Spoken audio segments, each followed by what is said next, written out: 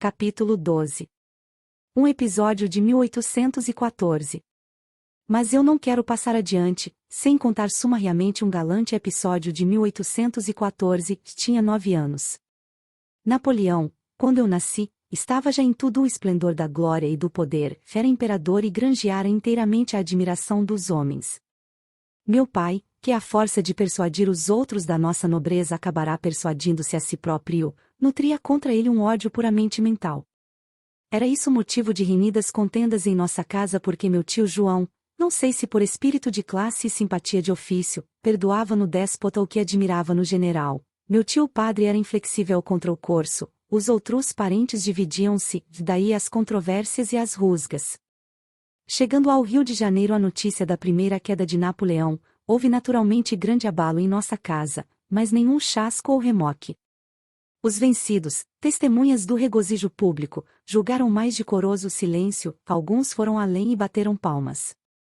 A população, cordialmente alegre, não regate ou demonstrações de afitou a real família, houve iluminações, salvas-te de um cortejo e aclamações.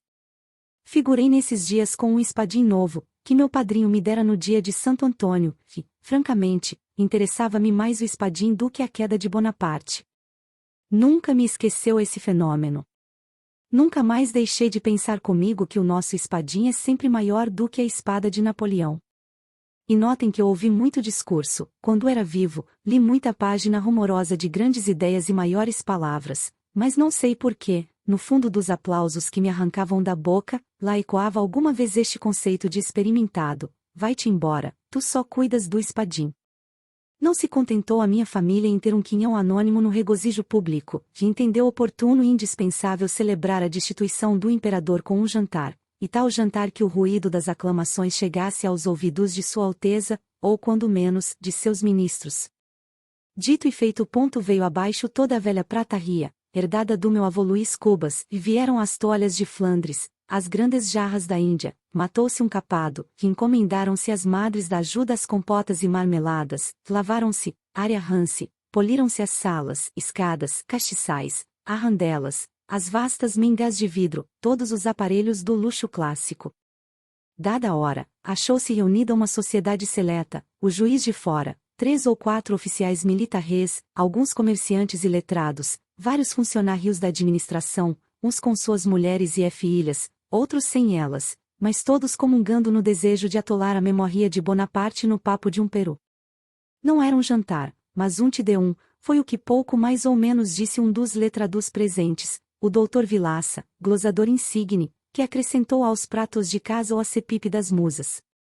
Lembra-me, como se fosse ontem, lembra-me de o ver erguer-se, com a sua longa cabeleira de rabicho, casaca de seda, uma esmeralda no didu, pedir a meu tio padre que lhe repetisse o mote, e, repetido o mote, cravar os olhos na testa de uma senhora, depois tossir a alçar a mão direita, toda fechada, menos o dedo índice, que apontava para o teto, e, assim posto e composto, devolver o mote glosado. Não fez uma glosa, mas 3, depois jorrou aos seus deuses não acabar mais. Pedia um mote, davam-lhe, ele lhe ossava-o prontamente, e logo pedia outro e mais outro, a tal ponto que uma das senhoras presentes não pôde calar a sua grande admiração.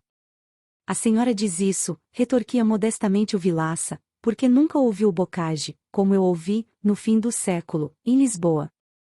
Aquilo sim. Que facilidade!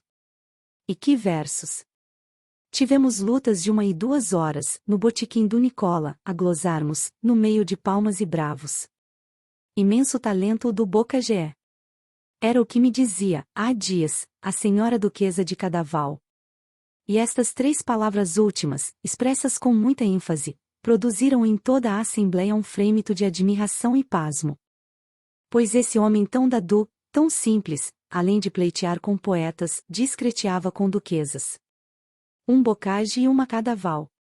Ao contato de tal homem, as damas sentiam-se superfinas, os varões olhavam-no com respeito, alguns com inveja, não raros com incredulidade. Ele, entretanto, ia caminho, a acumular adjetivo sobre adjetivo, advérbio sobre advérbio, a desfiar todas as rimas de tirano e de usurpador. Era a sobremesa, de ninguém já pensava em comer. No intervalo das glosas, corria um burburinho alegre, um palavrear de estômagos satisfeitos, os olhos moles e úmidos, ou vivos e cálidos, espreguiçavam-se ou saltitavam de uma ponta a outra da mesa, atulhada de doces e frutas, aqui o ananás em fatias, ali o milão em talhadas, as compoteiras de cristal deixando ver o doce de cocô, finamente ralado, amarelo como uma gema, ou então o melado escuro e grosso, não longe do queijo e do cará. De quando em quando um riso jovial, amplo, desabotoado, um riso de família, vinha quebrar a gera e a avidade política do banquete. No meio do interesse grande e comum, agitavam-se também os pequenos e particulares. As moças falavam das modinhas que haviam de cantar ao cravo, e do minuete e do solo inglês, nem faltava matrona que prometesse bailar um oitavado de compasso, só para mostrar como folgara nos seus bons tempos de criança.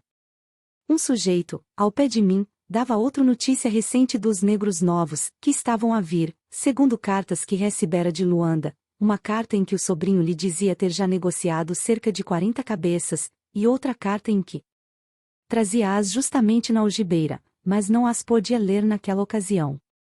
O que afiançava é que podíamos contar, só nessa viagem, uns 120 negros, pelo menos. Trás, fazia o Vilaça batendo com as mãos uma na outra. O rumor cessava de como um estacado de orquestra, e todos os olhos se voltavam para o glosador.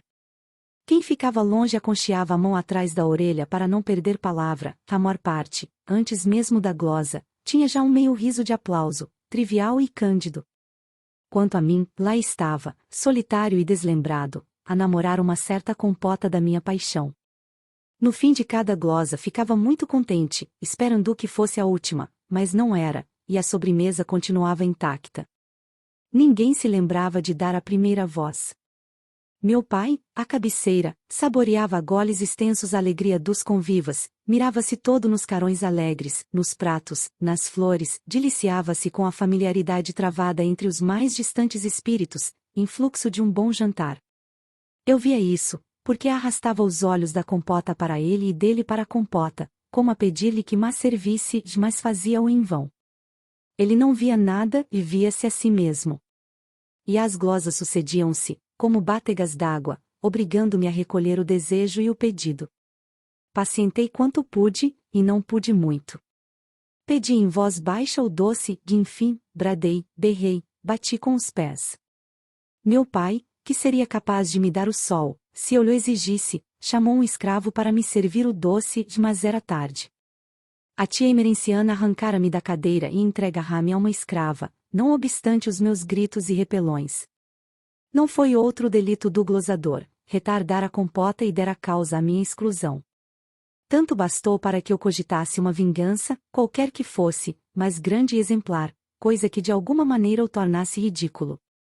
Que ele era um homem grave, o doutor Vilaça, medido e lento, 47 anos, casado e pai. Não me contentava o rabo de papel nem o rabicho da cabeleira, havia de ser coisa pior.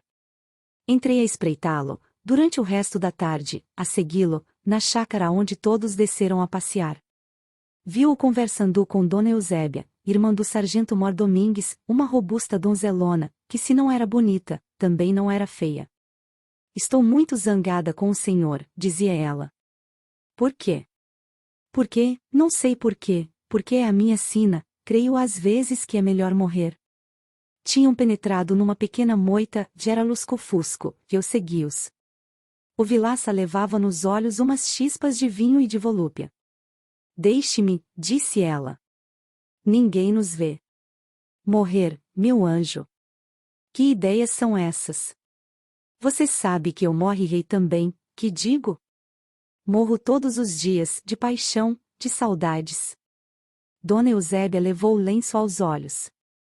O glosador vasculhava na memória algum pedaço literário e achou este, que mais tarde verifiquei ser de uma das óperas do judeu. Não chores, meu bem, não queiras que o dia amanheça com duas auroras. Disse isto, puxou-a para si, e ela resistiu um pouco, mas deixou-se ir, uniram os rostos, e eu ouvi estalar, muito ao de leve, um beijo, o mais medroso dos beijos. O doutor Vilaça deu um beijo em Dona Eusébia. Bradei-o correndo pela chácara. Foi um estouro esta minha palavra, estupefação imobilizou a todos, os olhos espraiavam-se a uma e outra banda, trocavam-se sorrisos, segredos, a socapa, as mães arrastavam as filhas, pretextando sereno. Meu pai puxou-me as orelhas, disfarçadamente, irritado deveras com a indiscrição, mas, no dia seguinte, ao almoço, lembrando o caçou, sacudiu-me o nariz, a rir, brejeiro. Brejeiro.